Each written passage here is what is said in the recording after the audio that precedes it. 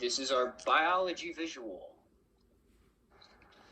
So the Selachimorpha mixini, or the common name trog. The trog is located in the waters of a tropical shelf in northern Australia. Tropical shelves are full of nutrient-rich waters that help feed many fish, and these fish are perfect for the predatory trog to feed on. The trog has a long, slimy body that can reach 2 to 5 feet in length. So, the developmental and reproductive process of the trog. First, life expectancy for the trog is estimated to be 5 to 7 years, this being of natural causes, of course. Males, for the reproductive process, usually compete with other males by clashing their strong bites, using their super strong jaws to fight over mates. The dominant male fertilizes the eggs as the female lays approximately 300. The males, after they are fertilized, will guard the eggs while the female goes out and hunts. The trog, when they hatch, emerge as larvae, and most will die because of predation. Juvenile, as they grow up and develop, they start hunting small fish on their own. They're still very vulnerable to predators, so they use camouflage a lot more often as defensive mechanisms instead of using it as a hunting tactic. Adulthood is when the trog hunts bigger prey, and they use camouflage for more aggressive tactics. The characteristics of a trog, they have camouflage, which help them hide in the flora of the oceanic shelf. It helps defensively and helps them hunt. Its jaws are extremely powerful and destructive, which makes it very easy to catch fish and to keep them in their hold so they can't escape. It has fins close to the head, making steering a lot easier, and it has 2 eyes, but also is electrosensitive to help it see better, and electrosensitivity helps it escape predators, and it also helps locate prey. It feeds on smaller fish located around the continental shelf. Its color-changing properties also go along with its texture adaptation. It changes colors and textures that can really help catch prey off guard. Some of the unique characteristics, as said before, has its long, slim body, has a mighty jaw, which it won't let go until it's killed, tired, or retreats. It also has its dual dorsal fins. This will help it be more agile when getting prey and retreating from predators. It also protects the eggs, which is uncommon. It protects them instead of just leaving them after they are laid.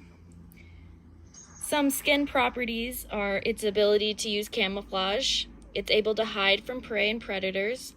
It also secretes mucus from pores of the body, which allows it to escape predators by slipping away. It also has a sense of electromagnetic fields. This allows it to sense changes in the water and escape from predators and also catch prey.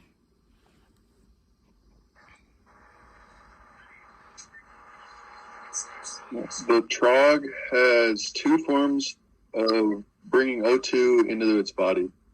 Their primary source is through their 5 pairs of gills, which is common among most fish. Having gills gives the trog the ability to perform strenuous activities without tiring. The trog's secondary source of O2 is through a pair of spiracles that are located behind each eye. This source is mainly used for when the trog is lying motionless on the seafloor, waiting for prey.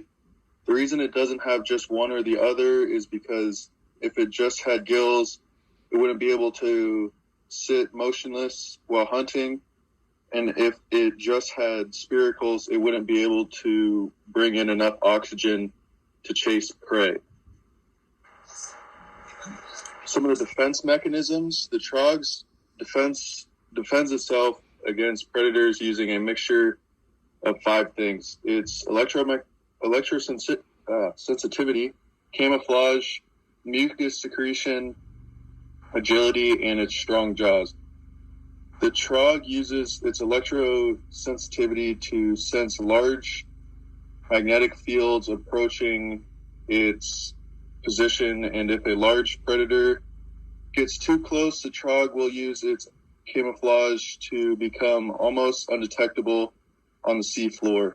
If this technique doesn't work and the predator attacks, the trog will use its large caudal fin and its dual dorsal fins to attempt to evade the predator. But if the predator attempts to grab hold of the trog, it will slip from the predator's grasp because of its slimy, mucus-covered skin. The trog's final line of defense, if everything else fails, is its strong jaws that it uses to latch onto the predator until the predator decides to flee. The trog's hunting behaviors, but it begins with hiding in the flora, waiting for its prey on the continental shelf. After it finds its prey, it uses its camouflage abilities to advance onto the prey to eat it, basically. It also uses its electric sensitivity to find those specific organisms that the trog is hunting for. Its slim body helps it maneuver around the ocean floor, slipping through the cracks and crevices, searching for something to eat. Its diet consists mostly of smaller fish and crustaceans. The trog's strong jaw is what helps it to break through the crustacean shells. Behavioral adaptations.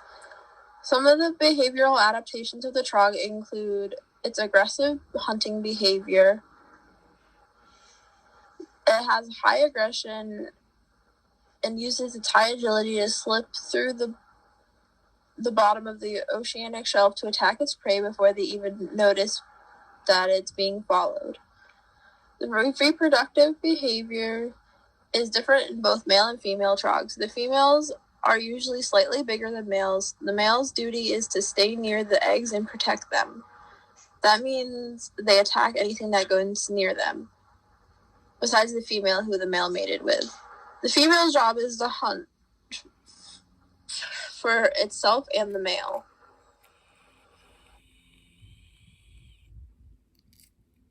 After the eggs hatch, it also brings back food for the newly born trogs. Lastly, its defense behavior. Its defense behavior is when it's defending against predators. It moves very erratically to try and escape, and if that doesn't work, then it starts to secrete mucus and change colors in hopes to slip out of the predator's jaws or to confuse the predators so it can hide and escape.